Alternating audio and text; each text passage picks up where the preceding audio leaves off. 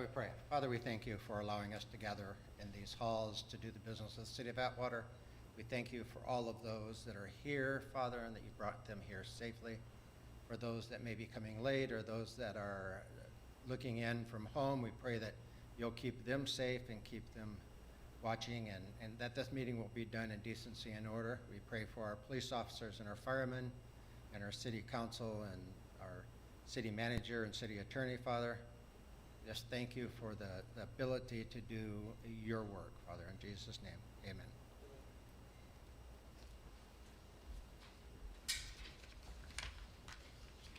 Roll call. Ambrose.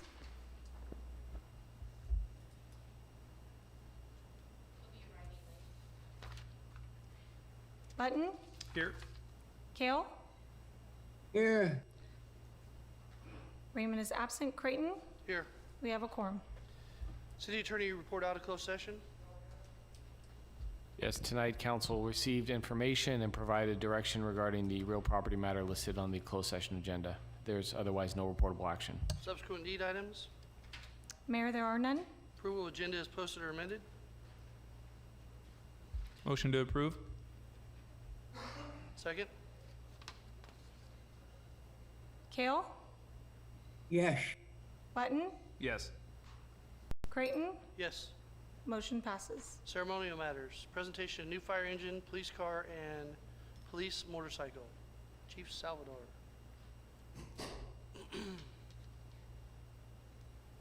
Oh, Chief? huh? Oh, and the new fire engine, Chief Bobby Ayuso. Oh, thank you, members of the council, Make sure the microphone's on. members of the community. Mike Salvador, your police chief. And Bobby Ayuso, your battalion chief. So we're gonna have Chief come up here and sit next to the city manager so that you can present along with this other chief. Perfect. Get up here. So those of you who don't know, this is our fire chief. His fire station, he takes a lot of pride in. So, members of the council, members of the community, we're really proud today to give you a glimpse into our futures. The pieces of equipment that we're going to display tonight were purchased with Measure H, our public safety transactions and use tax. We have an example of one of our brand new 2021 Dodge Chargers out front with all its toys in it. And then we have our recently acquired BMW police motorcycle. That piece of equipment was purchased from the city of Grover Beach. We got that for $1, so your general fund was well used there. We put in some money to get it ready for street work, and we've had it on the street for about 4 months. All yours? So Bobby Ayuso, CAL FIRE and Atwater City Fire Battalion Chief. This evening, we just want to present brand new 2020 Rosenbauer Commander fire engine. I'd like to give a lot of credit to those gentlemen standing back there. I really am just a facilitator. They did all the work. Captain Bernard went hands over feet to get all the equipment and purchase it within the budget, have it ready prior to the engine arriving. And we had a little ceremony this morning, put it in service. We just put it in service. Why don't you tell us about that ceremony? I owe that credit to Captain Carvalho, who brought the idea to my attention, and it is tradition. So what we did this morning is we attempted to push the fire engine into the bay, but it's in a downslope and it's really heavy, and we had quite a few kids helping us. So we weren't successful, but we put in reverse for the, basically what the tradition behind it is in the early years of the fire service, before we had motorized apparatus, they didn't have the ability, obviously it was horse-drawn steamers. They would push the apparatus into the garage or the apparatus bay, and a lot of departments have taken that tradition and putting a new engine in service and memorying, of the our forefathers who had done that in previous years. So we did that, and then there was a good amount of the public with kids involved that was really cool, and they got to hook the hose from the old engine 41 and move the water into the new engine, and then the mayor announced it was in service, and within 30 seconds, they got their first call, so everybody that arrived got to see their first call. Really cool event. I just want to reiterate the fact that it was council, staff support, as well as the Measure H committee that was purchased on Measure H funds as well, and it's very much appreciated, the support we have in the fire department and what these gentlemen behind us have done. All 9 of them that work in the city have done a lot of work, whether it was covering behind to get that thing in service, and it's not on a normal occasion that station personnel outfit the equipment on the engine, but they did a really good job, and they did it in a timely fashion, all while still holding up to their daily duties. So once again, appreciate from council, staff, the public as well, the citizens who supported us. I've seen nothing but positivity, and we really want to educate everyone. So if there's ever any questions, I'm open, phone call away or visit away to my office down on Broadway, and I'd be happy to speak to any of you. Okay. Councilman Kale, Yes, you want to say anything? I'm sure you do. I just want to say it's a great fire truck. I love the motorcycle, and the new police car is nothing but great for the city.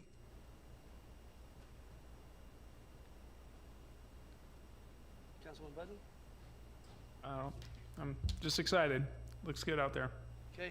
I too excited, but first off, I want to thank the citizens of Atwater. Without you guys, you would not have a new fire truck. So we did as you guys requested. We purchased some equipment. We purchased some new cop cars. I think the police cars, I speak highly of them. The guys like them. I sat in one the other day. We went around the block. It was very comfortable, and the ergonomics of what you guys chose was the right tool for what the guys want in the field. I got to go on the first emergency call in the new fire truck this morning. Never rode code 3 in a fire truck before. That was pretty impressive. It was kind of weird sitting in the back by myself. Like, there should have been 2 guys back there, but I was back there by myself. So that was really cool, very professional. What a wonderful piece of equipment. And the guys that equipped it, you roll the bays up. When we go out there in a couple of minutes and you guys look at it, these are the guys that equipped it. And then the police car and motorcycle, these guys are the ones that use the tools every day, and they said how to equip it. We didn't dictate anything up here, or the chief or the other chief. The guys in the field and the gals in the field dictated how we equip this stuff. So put some pride back to these guys working here. They want to come to work. They made a comment, it's fun to come to work. We love coming here. We got nice equipment now, and it's a pleasure. So back to the citizens of Atwater. Thank you guys for allowing us to do this. I want to take a quick moment for police and fire to come up. Chief, you guys mind coming out here and show the citizens at home and say hi to everybody, the guys that did everything, and welcome them tonight.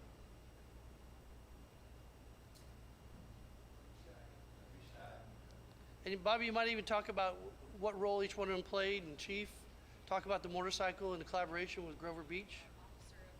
Officer of the Year, that's right. I apologize. I was out of town for the Officer of the Year. Officer Lee, great job. I owe you lunch. Oh, Officer Rivera. Yeah. Why don't I buy you both lunch? I thought you just... Okay, collaboration with Grover Beach. The Grover Beach chief and I have participated in a lot of collaborative projects over the years. I put out a letter in Cal Chiefs. We all have a blog that we're all on. And I said, hey, I'm looking for a motorcycle. And the Grover chief goes, well, if you don't mind, I have one.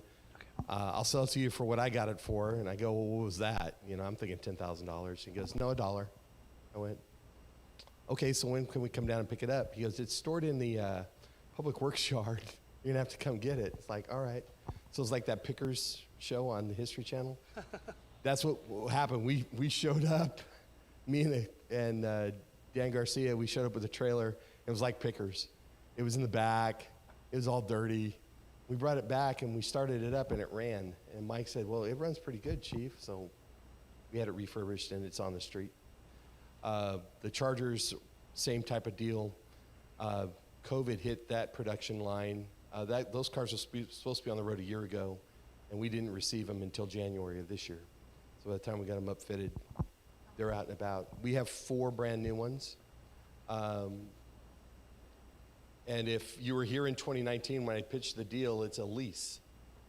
So we're paying for them over the next 4 years, and when they're done, we can trade them in and get new ones. And that'll be a revolving door for us, so they'll always be fresh every 4 years. Perfect. Thanks, Chief. So I kind of gave you a rundown already as far as the equipment goes. The process was myself and Chief Slate, who was the battalion chief here before me, both flew to South Dakota, spent a couple days over there, and we go through the whole entire thing, the build, from headlights to where you want lights to it's everything. It's a long process. It can be very heavy on the head at times, but it was great. I think it turned out well. And then, as Chief Salvador mentioned, production was a little slow due to COVID. Generally, it's 365 days. It overlapped that a little bit. But then myself and Captain Bernard flew over to do the final. And during the final, we go through the whole entire thing. It's in an apparatus bay, and we go through. City Manager Waterman had the pleasure of joining us, and part of that, we want to be able to explain to you what we go through to try to make this work and try to provide the best piece of equipment possible. And it is strenuous on the head. Again, you're looking through each compartment, I mean, down to nuts and bolts and where they're at and where you want them and where you want mounts at.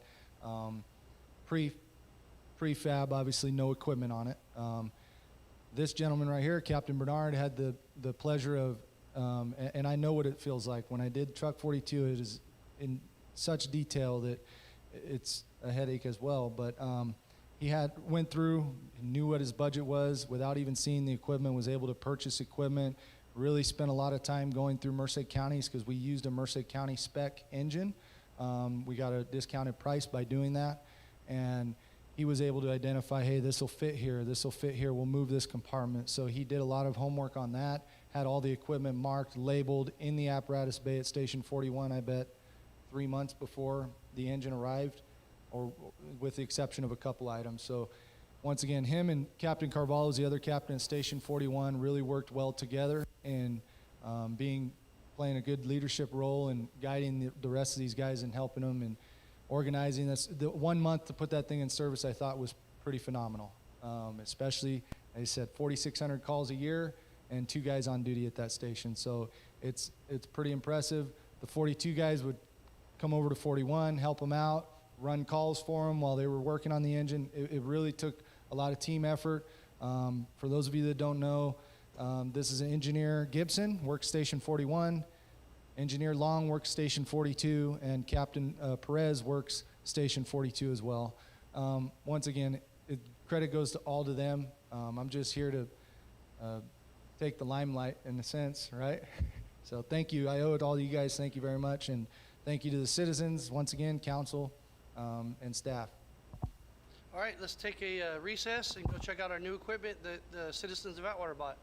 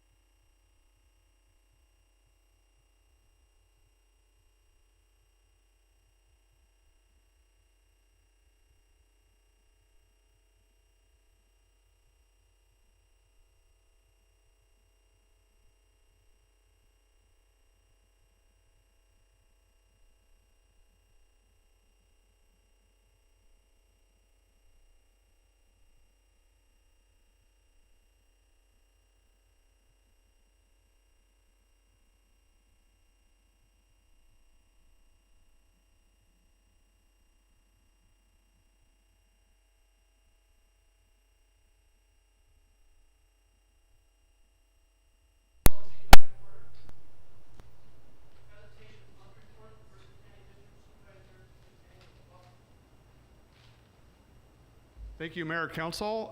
Today with me, I have Darlene Ingersoll. She's our Register of Voters, and I'd like to give her a quick update at the beginning of mine. Darlene?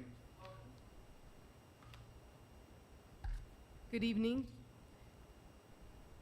I am Darlene Ingersoll, the Merced County Registrar of Voters, and it's a pleasure to be here this evening and share some information with the public. The Elections Department is transitioning to the Voters' Choice Act.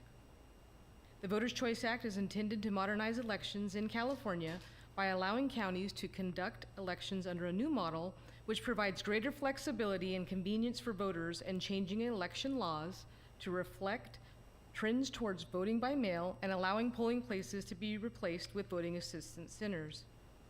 The new election model allows a voter to choose how, when, and where to cast their ballot by mailing every active registered voter a ballot which can be returned by postage-free mail, elections office, secure drop boxes, or at any voting assistance center. The draft election administration plan is posted in 6 languages on our website. The period for public comment to submit comments on the draft election administration plan is today, June 28th, 2021 through July 13th, 2021. Comments may be submitted in writing, email, or in person. There is a public hearing that is scheduled for July 13th, 2021 at 6 p.m. in the Merced County Board of Supervisors chambers, and I will be conducting that public hearing. The public hearing notice is also posted on our website in 6 languages. The Registrar of Voters will consider any comments and then publish the amended draft election administration plan on July 19th, 2021, and adopt the final election administration plan on August 3rd, 2021. Please visit our website, mercedelections.org, that's plural, mercedelections.org, or email us at elections@countyofmerced.com. That's again, elections@countyofmerced.com. You can contact our office at 209-385-7541. Again, that number is 385-7541. We do have, I want to mention, a toll-free number is 1-800-561-0619. Again, 800-561-0619. Thank you. Thank you, Darlene. As you notice, Darlene is a newer face at the county. Barbara Levy, who had retired, and Darlene has taken her spot. Thank you, Darlene. I just want to report out that our preliminary budget at the county, $756 million, was passed last week. Again, that's our preliminary. We don't do the final budget until the end of September. We were one of the 3 park grant selections. The park at the county purchased the 18 acres out at the Beechwood Franklin area, right next to Joe Stephanie School. We are one of the finalists there. We have a park visit coming up next week for an $8 million grant. We're one of the finalists. We're happy about that. Also, I want to thank city staff as an ACE Train ambassador and working real hard to get ACE Train here. I'm happy with your guys' approach. This is going to work out really well. I know working with former State Senator Anthony Cannella, his intent was to have a station here in Atwater, and it's always by intent of the bill writer, so he still has some influence on that. So appreciate that approach as we continue forward. Also, I would just like to thank you for all your support. It's been rough for my family the last couple weeks, and the card and the flowers were very much appreciated. So thank you, if there's any questions. And for your action you took last week too. Thank you.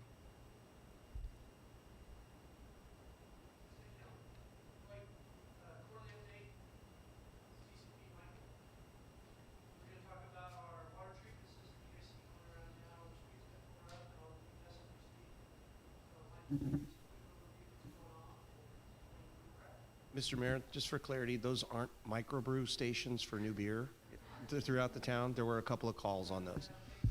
No. A lot of them. Thank you for having me again tonight for our next update. I'll make this pretty quick. I just wanted to give a huge pat on the back to all of you for early procurement. The project is moving along on schedule, so, you know, congratulations to you all for early procurement. Well done by the city and the city staff team. So again, GHT is providing construction management to the city of Atwater. PMP, Provo and Pritchard did the design, and WM Lyles is doing the construction. So this is our overall schedule. Again, August to August. We are sitting at the end of June. We're past our compliance deadline, but we are working with the water board on giving them regular updates. So here's just the overall schematic of where the wells sit today. So we're starting to bring wells online. Well 19, we're going through chlorination and pressure testing, and we should have that one online here shortly. Soon after that, 16, 18, and then you can see Central and 15 fall behind. So the next slides you'll see are just some updates of where we are today. So again, this is 19, so those are your tanks that are actually below grade, low profile, as well as your backwash tank. Well 16, same thing, all the tanks are installed, manifolds, piping, all the underground utilities, everything's in place as of today, so those will be coming quick. Same with 18, basically the same as 16, tanks, piping. And then central plant obviously has the most kegerators, just kidding, water treatment tanks. And that one will fall shortly behind 18 and 16. 15 will be our last site that'll come online, so this one already has existing treatment on its well. So once we get the other sites online, then we'll work on getting 15. We are using some of those existing tanks, so those will come. So action items from last meeting, we heard you. We knew that cold patch was an issue, as well as traffic control. I would take this time to acknowledge, you know, watch your speed in traffic and construction zones, because we do see high speed in those, so I'll just use that as a shout out. So there you go, we heard you. So finished pavement, this is on Bellevue near 16. And then the one that was the most concerning was on Winton, so this has also been finished. So what's next? So next, like I said, we're in the process of completing testing and startup of the tanks, and then we'll work on the aesthetics after that. So this, the top right, is actually 19, so that's what it'll look like from the street view. That's what it is today. And then on the bottom left is one of the landscape plans. So obviously, all the pictures you saw are all dirt and tanks. So once the project's complete, obviously you'll have a lot of landscaping, and it won't look like that, right? It'll be aesthetically pleasing to the city and the residents. Any questions?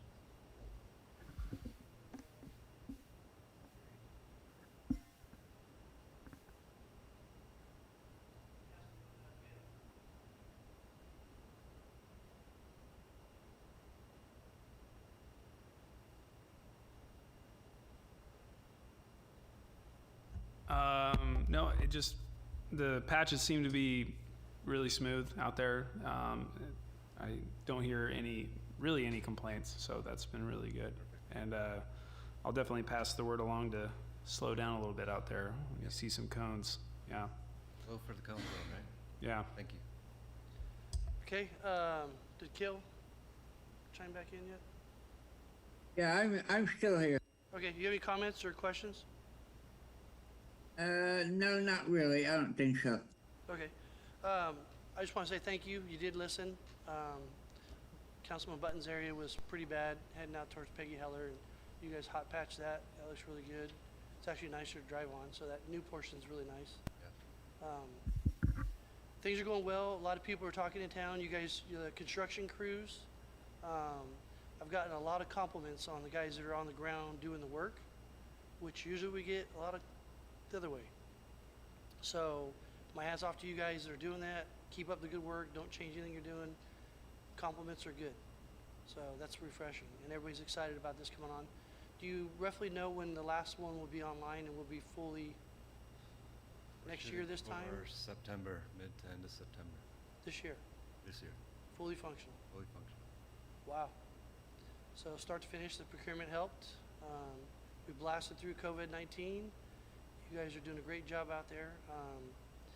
City Manager Waterman, do you have any questions or comments? I just appreciate staff and our project manager for listening to the council's concerns, who are addressing the concerns they've heard, and so we appreciate it. Yeah. And same, we continue to update the website, so if there's any questions, you can definitely refer to the website for additional information. Yeah, and then maybe like you bring in some more presentation material to leave here, so as we have future council meetings, they can take a look at it. Kind of just incorporate what you did here Absolutely. into something back there, You got it. please. I had one question, sorry. What is the general security that you guys are gonna be, once everything's done, what is the general, like, to just keep people out of there? So in general, all of the sites will have walls around them. The low profile, the lower walls will actually have security fencing on top as well. Okay, So they all are 8-foot high walls, and then the 6-foot high walls have, additional iron on top of them. okay. All right, well, thank you. Thank you. Consent calendar. Background information has been provided on all matters listed under the consent calendar, and these items are considered to be routine. All items under the consent calendar are normally approved by one motion. If discussion is requested on any item, that item will be removed from the consent calendar for separate action. Are there any items on the consent calendar the council or public would like to remove at this time? Hearing none, what's the direction? I'll motion to approve consent calendar as posted. I'll second. Motion by Button, second by Kale. Kale? Yes. Button? Yes. Creighton? Yes. Motion passes. Public hearings, adoption of resolution setting fiscal year 2021 through 2022 miscellaneous fee schedule. Finance Director Hunter, or will it be? We have Finance Director Hunter online via Zoom, and then also our new director. Take it away. So I believe, Kelly, are you on? Are you going to start the presentation? I'm here. Can you guys hear me? Yes. Good evening, Mayor and Council. This evening, for your review, we have the fiscal year 21-22 miscellaneous fee schedule for the city of Atwater. This, as we spoke at the last meeting, this is usually included in the adoption of the annual budget, but for reasons we needed to separate it and bring it back to this meeting on the 28th. And all the fees were adjusted per the adopted resolution, which allows each fee to be adjusted by the consumer price index change from April of last year to April of this year. And the fees and the schedule is set forth in the agenda, and all these fees, except if noted, will go into place on July 1st, which is in 3 days. And I'd be happy to answer any questions if anyone has any questions. Okay, this time I'll open up the public hearing, receive any testimony given regarding proposed 2021 miscellaneous fee schedule. Please come to the podium, state your name if you have any questions for this item. Do we have any speaker cards on this item? No, Mayor, we do not. Any emails? No. Any other correspondence? No. Okay, seeing. Sorry about that. We did have a question. Yeah. Seeing none, we'll close the public comment period. And council, you have any questions? Direction?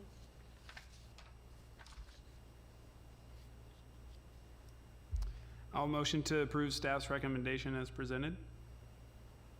I'll second. Motion by Button, second by Kale. Button? Yes. Kale? Yes. Creighton? Yes. Motion passes.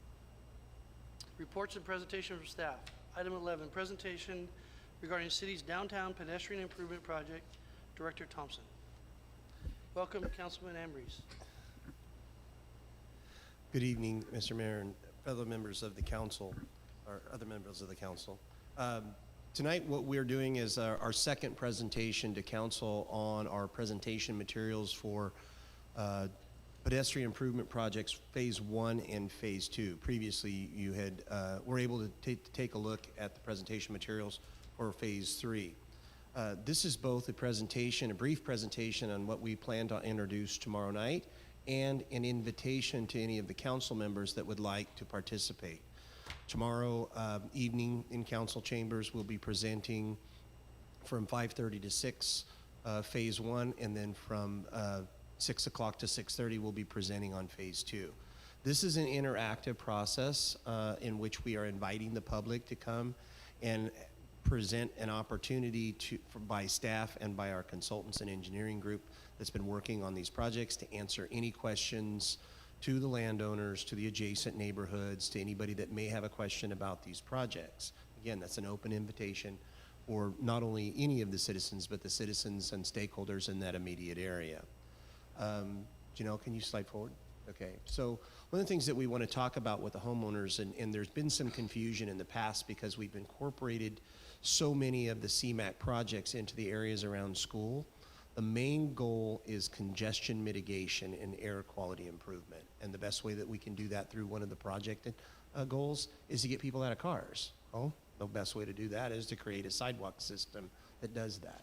So to get the most bang out of our buck, there is a lot of driving, a lot of drop off and pickup around schools.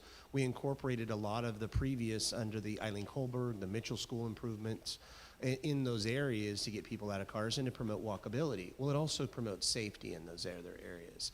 So moving from some of those areas that we previously improved, the next logical step is what we want to start improving and increasing the walkability to your downtown area, to those downtown corridors. So these projects are specifically geared and designed to increase and promote walkability for the residents in those areas, to correct some of the accessibility and ADA requirements that are not present right there, and to incorporate those curb gutters, the conveyance system. It's all designed to reduce congestion. This next weekend is going to be a perfect example, with 4th of July celebration being what it is here in Atwater, that we get to see people that are going to be doing walking throughout the downtown corridor. These projects are designed to promote walkability and safety so we can eliminate some of the congestion and increase the presence of accessibility in the downtown corridor. Can you scroll forward? So again, this just briefly describes what a CMAQ project is. Janelle, go forward again. This shows the project area around pedestrian improvement phase 1. You can see that it lines up really nicely to the project you folks just completed in the Winton Way corridor and all the ADA improvements that we put there.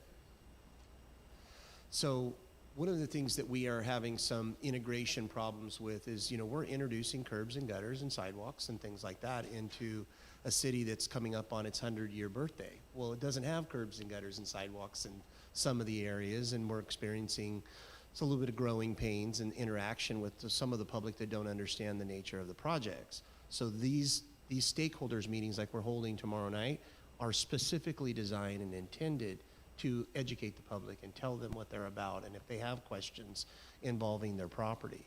None of the project areas that we are experiencing, either through phase 1, phase 2, or phase 3, none of them anticipate taking anybody's property rights away. We are only conducting these projects within the existing public right-of-way or on fee lands that are already owned by the city. There's no property acquisition anticipated by any of these projects. So nobody's getting any of their property rights taken or taken away by these projects. So that's the whole purpose behind design, showing what the different types of sidewalks are, either detached or monolithic. We go through each of those. We show some pretty good visuals, and what it'll do, we're hoping, is it'll inspire the public to ask really good questions about their properties. These are some overviews of the project area. Next. The different kinds of improvement types that you can anticipate. The corners that show the ADA accessibility and what that will look like post-project. The next one, planning and design. One of the things that we're experiencing now, we want to specifically articulate to the public when they come and interact with us, is what we like to refer to as the point of no return, which is when we have the right-of-way certification and the designs certified by Caltrans and by the Federal Division of Highways, there's no going back on some of that. So their ability to change their mind mid-project on some of the impacts of the improvements, we want to make sure that those are clearly explained to the public through these outreach meetings. Next, So some of the one on the left represents a better view. This is kind of a complicated area here, but if you're looking at what the improvement areas look like and the increase to aesthetics and curb appeal to the properties, it's really dramatic when we're introducing these. As you can see with some of the curb improvements too, it greatly improves getting the water off the roads as well. Next slide, please. So one of the things that we do as far as the outreach is we ask some of the landowners to enter into what's called a right to vendor and construct form. So we'll be walking them through that process, and we'll have those available for the project area tomorrow night. We want to introduce and make them aware of the project timeline. Next. And then again, some examples of the dramatic, improvements to some of these areas and how the aesthetics and the walkability of these, it gets people out of the street and out of their cars, and that's what we want. Thank you. We have two different presentations tonight for those purposes. We have a phase 1 and a phase 2, but again, tonight's purpose was to introduce the council to the types of projects that we're having and the outreach that we're planning on doing with the public. Each of these will have their own individual meetings, stakeholders meetings scheduled for tomorrow night. And the public around the immediate project area, they have been mailed notices on all of this. Any questions by the council so far? Kale, you have any questions?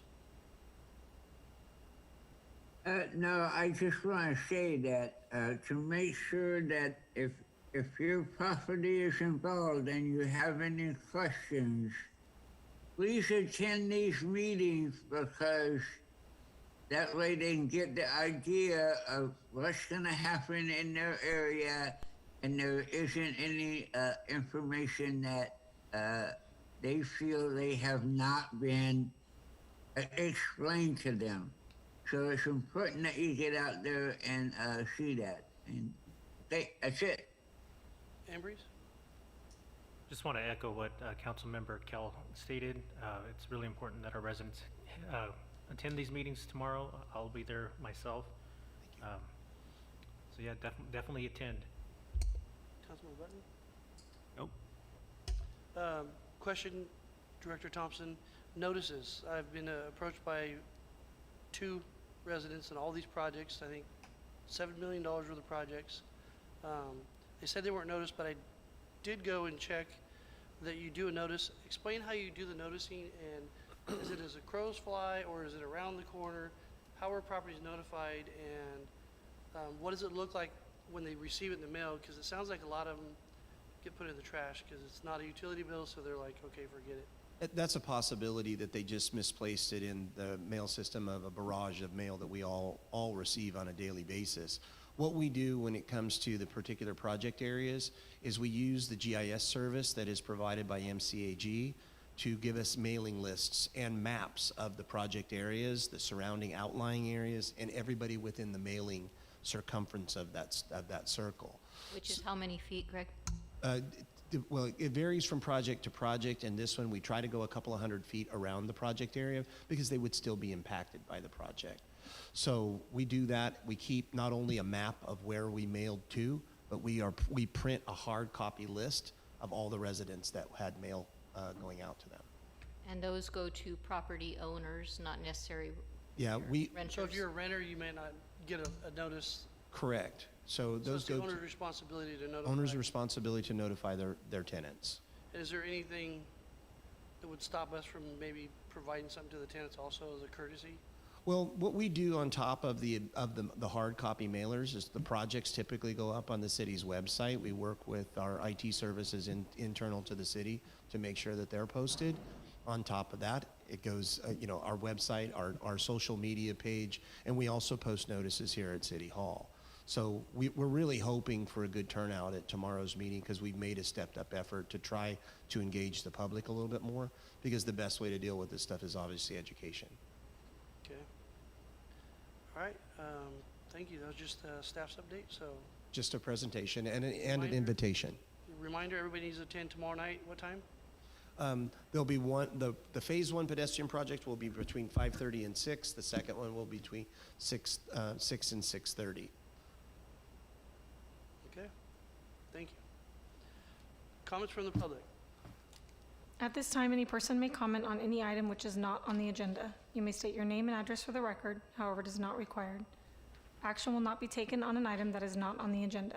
If it requires action, it will be referred to staff and or placed on a future agenda. Please limit comments to a maximum of 3 minutes. Do we have any speaker cards? I have one speaker card, Mayor. Okay, Would you like that one first? please.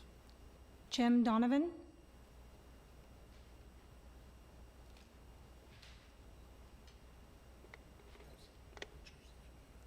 Thank you.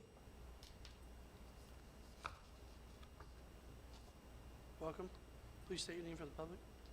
Yeah, my name is Jim Donovan, and I'm the plant manager at Cornerstone Building Systems, the old NCI plant there in the industrial park. And so I'm here to complain about the lack of service from Republic Services.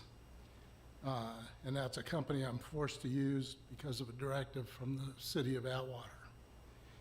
I understand that I'm not the only one with problems with this vendor, but I'm going to focus on just my issues. So Republic's performance has been going down for some time, but starting May 21st, it turned into a borderline crisis for me and the plant. So May 21, we started calling several times a day to get a trash pickup and got no responses.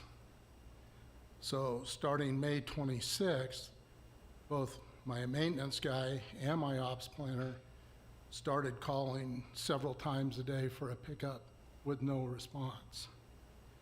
So May 28th, I joined in, called Republic for pickups, and then also left several messages for the city manager, and we got no response. Then I started talking with Sherry and Gloria at the city. Didn't get a lot of help, but at least I was talking to somebody.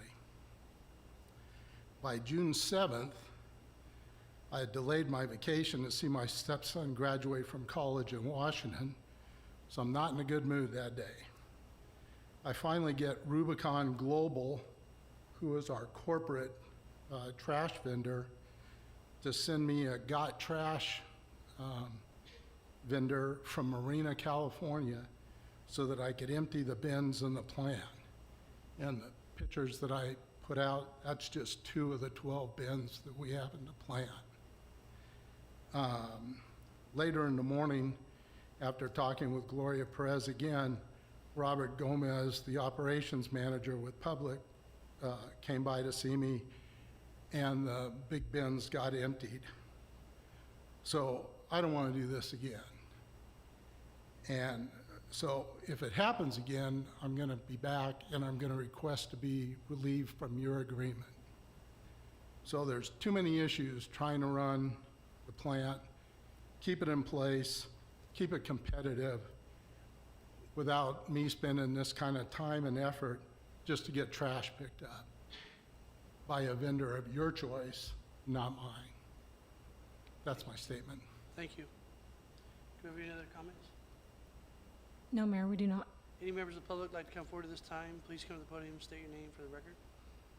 Welcome. Good evening, Mayor, City Council members. My name is Gabe Santos.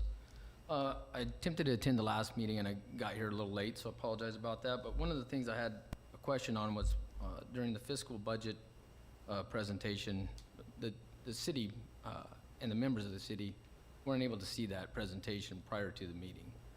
So I had a couple of questions on that, and specifically on slide number 9. When it deals with public safety and overall funding, there's a couple of positions that were funded. I'm looking at the screenshot of it. Public safety will increase 4 positions. I just asked that the city council, when we do those types of presentations, that we allow the public to see those presentations beforehand.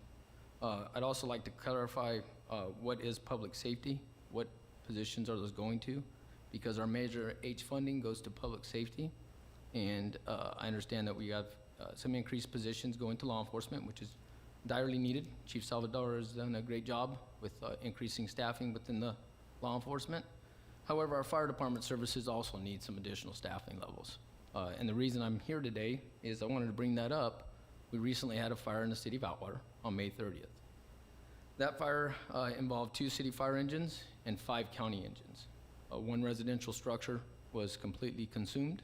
The firefighters did the best they could with the staffing levels that they had. In California, there's National Fire Protection Association. They recommend minimal staffing levels. In 2008, the city of Atwater paid Citygate Associates over $30,000 to conduct a study. Citygate provided a nice brochure. I have it here with me. I'm sure each of you have seen it before. And that outlined various areas of the city, specifically the northern portion of the city in which I reside. I also have multiple rental properties, and so does my family.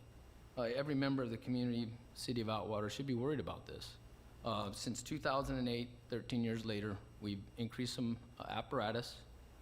We have not touched that staffing. And we really need to look at that staffing for the fire department. We're doing great with law enforcement. I'm glad to see that Measure H funding and everything that was out front here today. That's a lot of commitment to the fire department staff, law enforcement.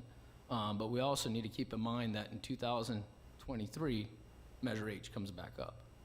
And without that funding, we're gonna have some major, major crisis. We need to start now with getting the public involved.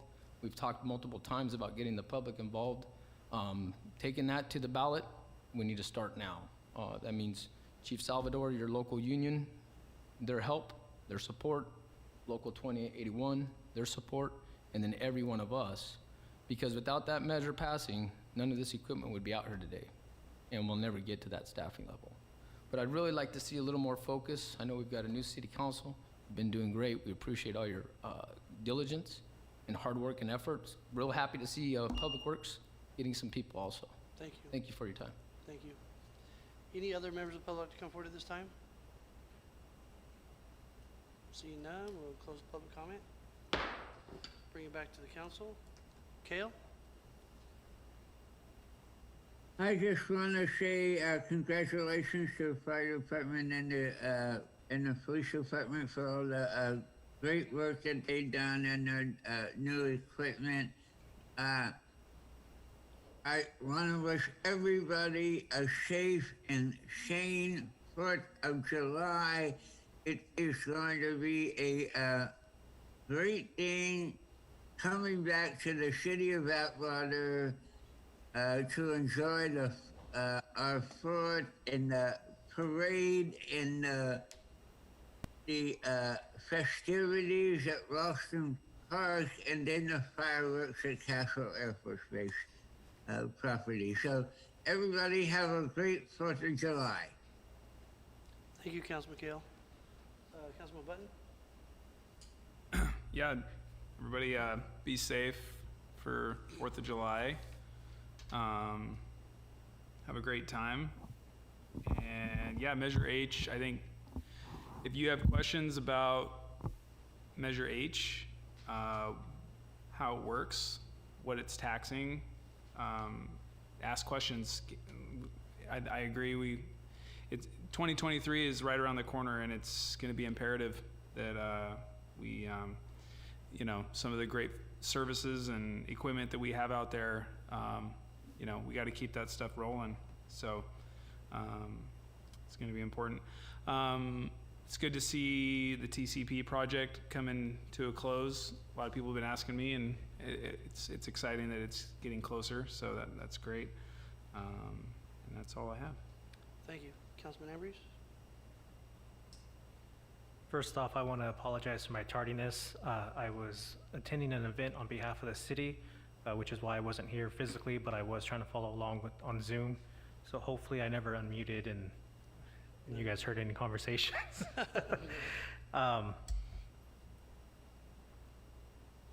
With the holidays coming up, 4th of July, I hope everyone goes out and have fun. Be safe. If you guys are going to be drinking, don't drive. I'm pretty sure Uber and Lyft's still around. Yeah, Measure H, that's definitely something that we've been talking about a lot recently. So it is on our mind. Your council is not, just ignoring it. We are trying to come up with creative ways to make it where that funding's still there. But we definitely want to hear from from the residents of Atwater, how you guys foresee it going. You know, we get a small amount of you guys coming up here and mentioning Measure H, a few emails, but then that's about it. And if I'm not mistaken, again, you know, we did have a larger crowd not a few months ago come in and say they were ready to help, but I haven't seen anyone else really come out and give us any ideas. So if you're out there with ideas and definitely want to help out with our law enforcement and our fire, let us know. Thank you. Thank you, Councilman Embers. Just wanted to mention a few things. Staff, myself, we've been working diligently on the ACE train. That is a long, hard road. We've been working on it since the first week Lori took over as city manager. Her and I traveled up to Ceres to a regional meeting, and we saved our spot as a station. And Lori and I haven't given up on that yet, and Greg's help has been tenfold in his creativity.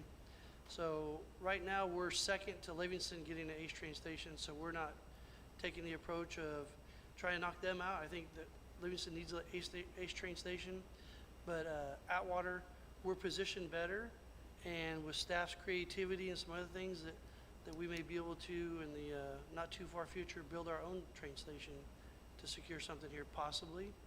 So I just wanted to say thank you guys, and we're working hard at that. And we are trying to draft in more support.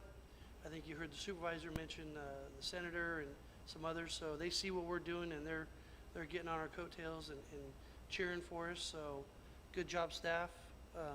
It's a lot of work, a lot of meetings, a lot of late nights, a lot of data. I learned a lot about data with people and how you move people around.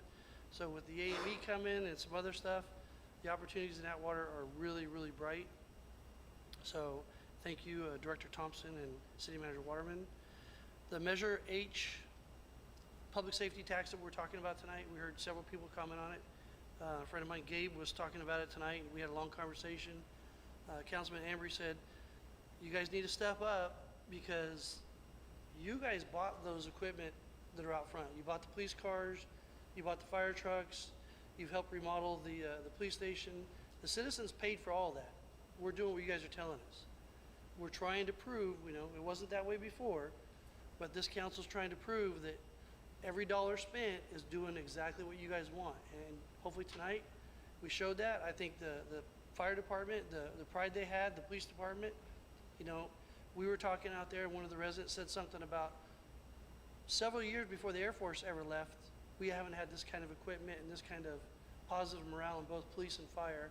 So we're listening to what you guys want, and we need your help, because if we lose Measure H when it expires, we lose response times, we lose fire services, and we're riding around. Today I went on my first ever fire code 3 response with the new fire truck. I was invited to do a ride along today, and right in the back of that fire truck, I shouldn't have been back there. There should have been 2 firemen back there, not me. So got my mind thinking, you know, if they're coming to my house and I got a big fire or I got a big traffic wreck, that extra body's definitely needed. So we need the residents to kind of get off the couch, come down, and we need to figure out how we're going to lobby for this safety measure and how you guys want to do it. So I'm asking the public, come forward, reach out to our fire chief and our police chief and our city manager. Those are your sources, and the city council. We want to hear what you want to do. Any little bit you can volunteer, any ideas you want to contribute is greatly needed, but we need to start that discussion today. A couple of years, year and a half is a very short term, so we need to have people on the ground, and we need to decide, are we going to keep it? Are we going to try to extend it? Or what is it going to look like? Will it be completely different and maybe larger? So please reach out to any of the council members, police chief, fire chief, or city manager, and say you promise me you guys will volunteer, because we need to get this done. And it'll be a long-term solution for your public safety needs. As the chief and one of our residents said, there's a certain staffing requirement you need, and we're getting PD up to our staffing. We're getting back to 0. We weren't at 0 before. Somebody said at lunch the other day, 12 years you guys have been, you know, off with no Fridays, furlough Fridays. You didn't have enough police officers, not enough fire equipment, everything else. Now we got we're heading the right trajectory, but we need a couple more fire people, and we need to make sure we get back to zero before the base left. So that's our goal, and our commitment is to spend the money wisely and do what you guys want on that. Our trash services, not the first time we've heard comments on that, and we are working diligently on that. We apologize, the council apologizes for any inconvenience. It's not acceptable. We don't want to act like we're tolerating this. We're doing everything behind the scenes we can with our contractor. They're assuring us they're going to correct that, but we are listening and hearing what you guys are having to say. Every business factory in town is important, so we heard what you guys said tonight.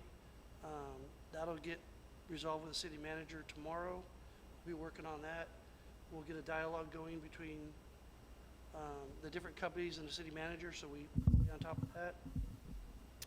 And then something really excited, the 4th of July, I reached out to the Air Force Band, and Corey Billings and I have been able to secure them to come to the 4th of July.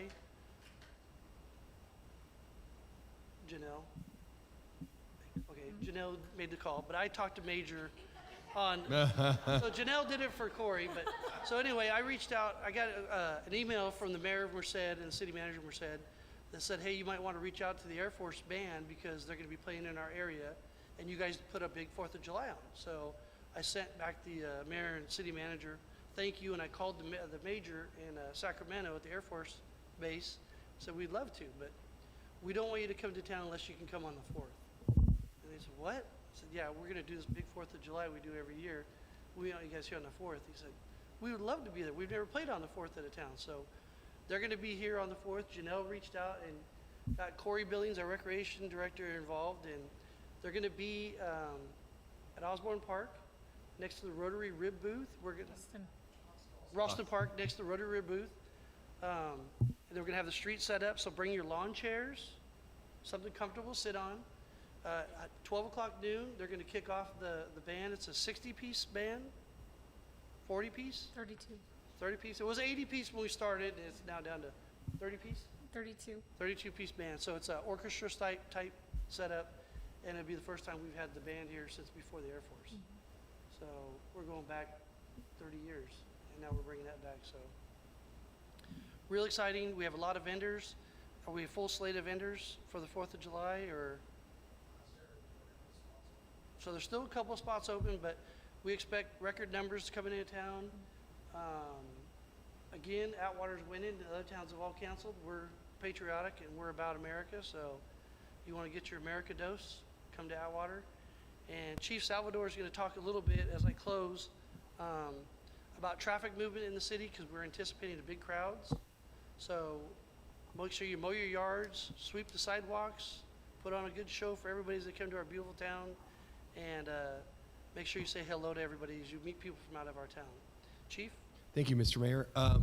Just a quick briefing on traffic around the city on the 3rd and the 4th. Of course, the Ralston Park event, we're going to have street closure on Grove between 3rd and 5th. That'll facilitate the band concert. But the 4th is really going to be the one that's really messy for all of us. Winton Way will be closed between Juniper and Atwater Boulevard for parade staging in the beginning of the parade. Oh, I want to add something into that. Yes. We didn't get to do it last year, but we took your tax dollars and we paved Winton Way. So for the first time, the band's going to be able to walk right down the middle of the street without breaking any ankles or twisting any ankles. Yep. Down Winton Way. So that's going to be really nice. And I'll be walking that also. So. Yeah, so detours will be available, but it's going to be really sticky in there between about 8 o'clock and about 10 during the parade. That parade route comes down Winton Way, goes downtown through Broadway, then up 3rd Street. And that street also is going to have an extended closure. That closure is going to be between Broadway and Juniper this year because due to COVID regulations from the county, the parade route had to be extended by 3 blocks for viewing area. So watch for street closure signs around there. Then our big street closure, of course, is after the fireworks display out at Castle Air Force or Castle Airport. Shows you how old I am. I went right to Castle Air Force Base. East Bellevue between Buhack and Santa Fe will close to traffic at 8:30 on the 4th. So you will not be able to enter Atwater on East Bellevue while the fireworks display is going up. That is to keep congestion down at that intersection. Veterans Park will also be closed. All the gates will be closed. If you live in the Pyro subdivision, you're going to have to take the long way around to get into your subdivision because Buhack between Juniper and East Bellevue, all the left turn pockets are going to be closed. So when the fireworks display gets out, we can shuffle everybody down Buhack and get them out of the area as quickly as possible because traffic tends to back up across Santa Fe. So if you live in that Pyro area, you're going to have to navigate our detours, go down to Buhack Colony High School, make the U-turn, then get back into your subdivisions. So please be patient with us. We're going to have a lot of cars. We're expecting 25,000 people at the base, which means we'll probably have 10,000 cars trying to get out. We will force right-hand turns onto East Bellevue from Buhack, and we're going to send people south through the traffic signal just to keep people moving. So pay attention to us out there. Please be safe. Leave the illegal fireworks at home. Don't shoot them. Don't go on Facebook and buy them. We will be out in force, and if we catch you, we're going to seize your stuff. It's just a waste of money. Spend it at one of our firework booths. Support your community. Thank you, Mr. Mayor. Okay, thank you. Meeting adjourned.